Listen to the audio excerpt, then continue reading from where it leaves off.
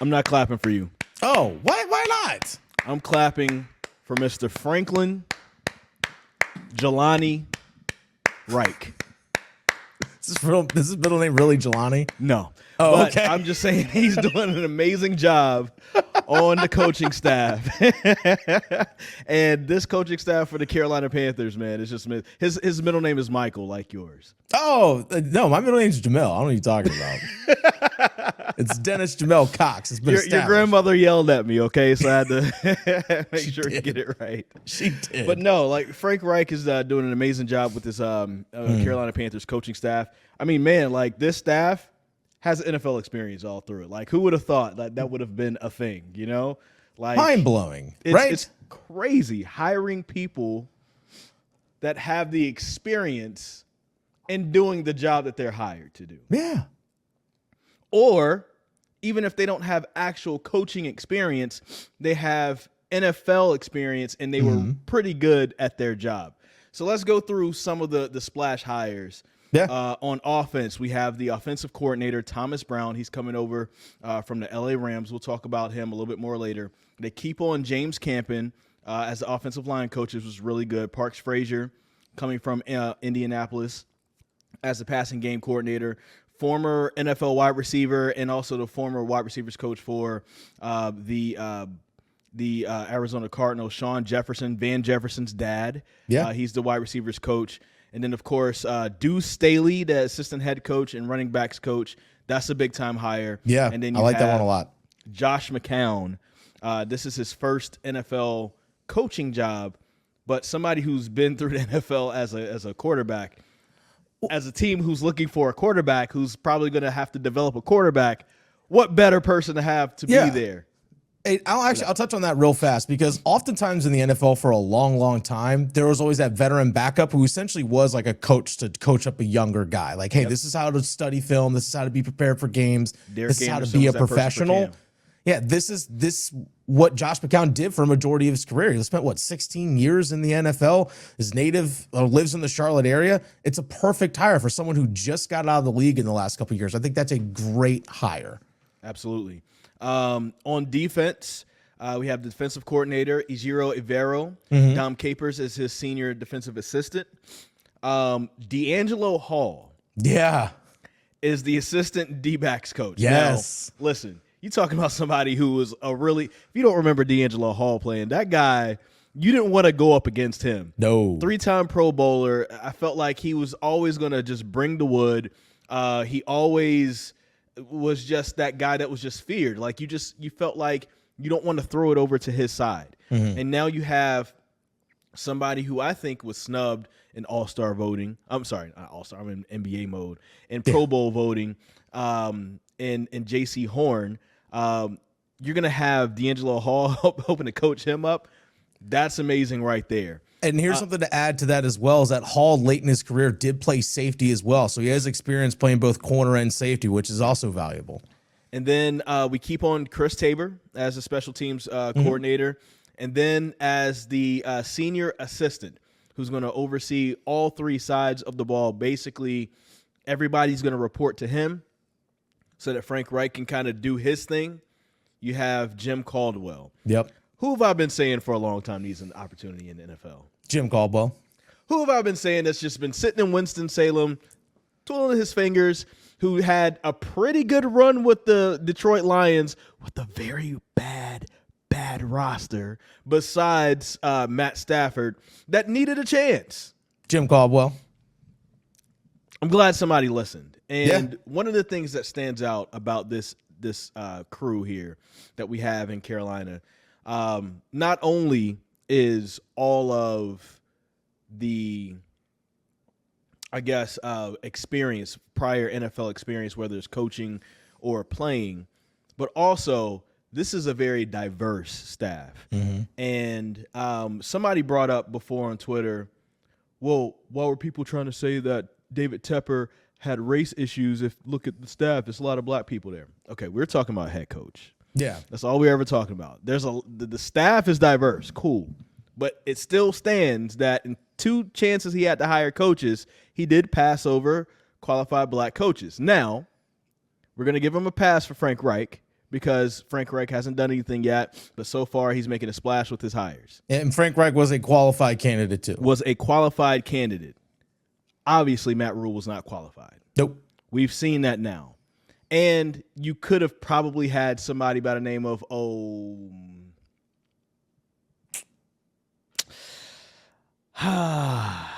you could have had Eric Bieniemy the first time around.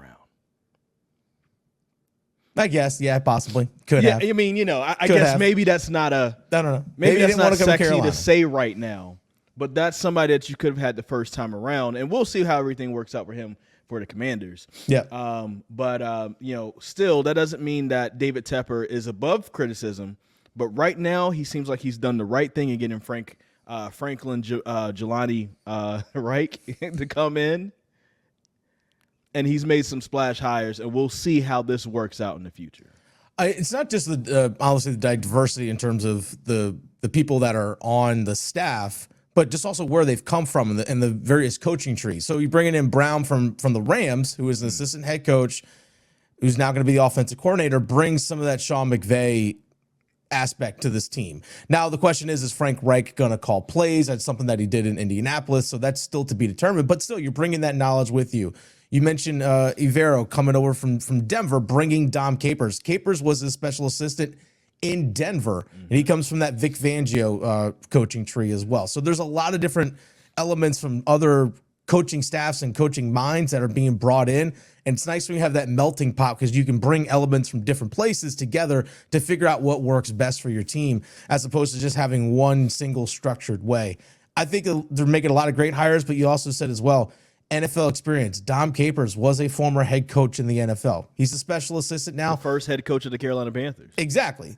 First head coach in Panthers history, but he brings head coaching experience. Jim Caldwell brings head coaching experience too. Frank Reich, yes, he has head coaching experience in one stop, but sometimes your first place isn't always where you're going to learn everything you need to know. Sometimes going to a second place is where you can really evolve and see what went wrong at your previous stop. I really like what they're doing. And even again, some of the positional moves like Deuce Staley, D'Angelo Hall, a lot of really fiery, competitive guys who, again, NFL experience. Here's what I want to talk about, too. You mentioned it a little bit before. More than likely, I would assume that Frank Reich is probably going to call plays. Yeah. Thomas Brown has an opportunity to now become the offensive coordinator. And we've seen what's happened to somebody by the name of Eric Bieniemy, who only coached Patrick Mahomes, a two-time MVP, won 2 MVPs under him as well. Won 2 Super Bowls as offensive coordinator for the Chiefs, but yet keeps getting passed over for head coaching jobs to where he had to leave to go to the Washington Commanders so he could have the opportunity to call plays to prove, I guess, when he calls plays, he could prove that he's a head coaching candidate. Even though somebody by the name of Matt Nagy, who had the job before him, got a head coaching job anyway, without calling plays in the same situation. Yeah. I'm wondering, and this isn't going to be the fault of the Panthers or whatever. This is going to be NFL. If Frank Reich is the one calling plays, and the Panthers have this offensive-minded staff that we've never had before here, and they do take a great step up with a pretty good offensive line, better quarterback play. Let's say that they still have a pretty good running game, and DJ Moore has the year of his life because he finally has a system that's going to get him the ball and prioritize him. Will Thomas Brown be in the same position that Eric Bieniemy has been in? Or do you think the NFL will evolve? Not saying that the Panthers are going to win a Super Bowl or anything. Yeah. But if they have a pretty good offensive year, 2 years in a row, will Thomas Brown be in the same position that Eric Bieniemy is in? I say no, and here's the reason why, is because we're starting to see, or at least in recent years, if you did Sean McVay's laundry, or you had coffee in the same line as Kyle Shanahan, you're getting these head coaching opportunities. So, if they do have success, they're going to say, if you're white, though, I haven't seen it happen for black people yet. There is that. There is that. I honestly, don't think they've met black people yet. I don't know. Maybe. I don't know. That's, again, to be determined. Maybe they haven't shared coffee with a black person. I don't think so. I don't think it's going to be a similar type thing because I think they're going to see especially if Bieniemy does have success as a play caller in Washington and gets in a head coaching job. It's like, oh, okay, well, why did we wait? Why did we wait? And I think if they also see, a young quarterback was drafted in Carolina and was developed really well, that's going to look really, really good too. If that makes sense. Because you can sit there and say, well, I mean, Bieniemy as an offensive coordinator, well, you had Patrick Mahomes your entire time as the OC. Well, yeah, of course you'd be successful. You had Patrick Mahomes, right? Any offensive coordinator can be successful if you had that guy, right? Unless you're Cliff Kingsbury, Texas Tech. But, I digress on that. I think it's funny about that. Eric Bieniemy had Patrick Mahomes before Patrick Mahomes became Patrick Mahomes. Yeah. Here's the thing. But yet there's it's almost like he gets no credit for any of that. No. And like we also found out that 2 of those goal line packages that scored on the Eagles in the Super Bowl, it was Bieniemy's idea. Those were his installations. Yeah. The game plan was his idea. It was his installation. He may not have been calling the actual plays, but he put together the package because he's an offensive coordinator. He put together the package that won them that game. Mm-hmm. I don't know, man. It's interesting. I hope it doesn't impact Thomas Brown too much, but I'm kind of looking at it as like we will see.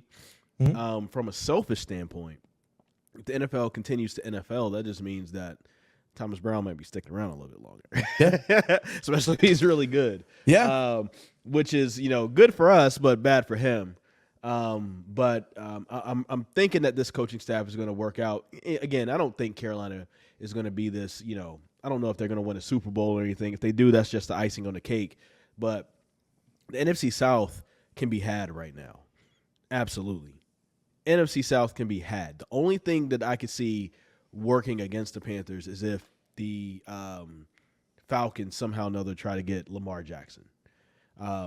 It's still going to be a tough road up, but having Lamar Jackson is going to be, that'll change everything. Oh, man.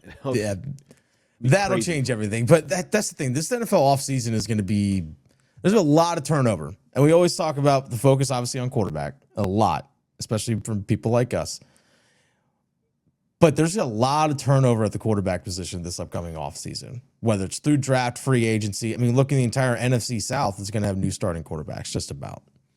Really, because Mariota started for the Atlanta Falcons much of the season. Okay, is Desmond Ridder going to be the guy to be determined? Probably. It looks like they're heading that direction. Yeah, unless they trade for Lamar Jackson, like you mentioned.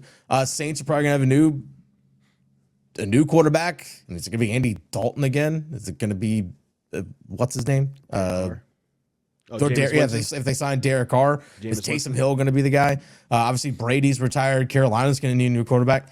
So, yeah, we got new head coaches, new quarterbacks, a lot of turnover. Yeah. We will learn as we're talking about this. The Panthers haven't talked yet, but the day that we're recording this, the Panthers are expected to have Frank Reich available to the media. Jim Caldwell will be available to the media as well. And during this week, we will hear from, Ejiro Evero, Dom Capers, Thomas Brown, and a few others. So I'm interested in hearing what these coaches are having to say. I'm wondering how they're all going to get along, because one of the cool things about these hires is that everybody that Reich brought in isn't necessarily a Reich guy. They haven't necessarily worked together before in the past. It's one of those like, hey, what's up? Cold call. We've passed each other on sidelines before. Here's what I'm building here in Carolina. Would you be willing to come make this work with me? Mm-hmm. And so that's one of the cool things that I'm seeing about this. And also, just got to give it up to David Tepper for also supporting Frank Reich in this, because he had to open up his checkbook to make some of these hires happen. Yep. Right? Do you need a senior defensive assistant? Maybe not. Probably not. But it's a good idea to have a mind like Dom Capers around, a former head coach, especially a former head coach of the Carolina Panthers. Do you need, the assistant in Jim Caldwell? No, but hey, it's great to have him around and another former head coach. I mean, all these former NFL head coaches, plus these former NFL players that are on this staff, not to mention just people who have had years in the NFL coaching. If all these guys can get along and the chemistry is there, which is something that Frank Reich talked about as an introductory press conference with the Panthers, I see no reason why the Panthers can't get at least 10 wins. Yeah, I'm with you on that. And I think that's on the low side. Yeah. Honestly, because look what they did just this past season. Yep. Look what they did just this past season with Steve Wilkes. I'm sure you could get a few more than that with a great staff in place and a better head start to the season. And also shout outs to Steve Wilkes. I don't think we've talked about it since he's gotten his job with the San Francisco 49ers. Great situation for him. Oh, I know that that's probably going to lead to a head coaching job for him sooner than later. Yeah, taking over that defense. Oh yeah, that's a good prime spot to be in. And here's my final thought. I'll close on this. Is we saw Evero and Jim Caldwell were both interviewed for the head coaching job in Carolina, yet still got hired onto the staff. Not as the head coach, but still got brought on staff. So that tells me two things. A, they both make good impressions to Fitterer and Tepper, saying like, hey, these guys are worthy of being on our staff. But second of all, the good impression was made to those two guys to sit there and say, okay, I didn't get the head coaching job, but I'll still come. Yeah. Something special is happening in Charlotte. I'm excited to see how everything kind of unfolds. Now, honestly, I would say the pressure right now is probably on Scott Fitterer. Yeah. Now, give these guys a roster they can work with. Now, I know that, a lot of, if you can retain, a lot of the good players that you had from last year that are up, I'm thinking about Bradley Bozeman, I'm thinking about Deontay Foreman, some others, then yeah, you'll be fine. Go into that draft. Don't waste the draft capital. Draft well.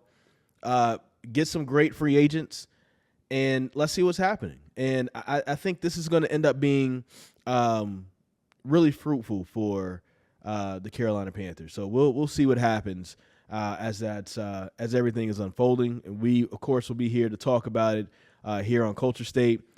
Don't forget to hit us up on all the socials, Chris Lee TV, the Fan Rookie, Culture State Pod, and we're going to be back on air. That's right. March 4th. Saturdays, 10 to noon, like you said, Chris, starting March 4th, all the way through April. So March and April on Saturdays, 10 to noon. You can stream us on WRL Sports Fan, stream us on the WRL Sports Fan app. You can listen to us 99.9 The Fan, but also subscribe here on YouTube. Elbow drop that subscribe button and those likes. Leave those comments. Give us the love or hate us. I don't care. As long as you're interacting, whatever. We like the love, though. Of course.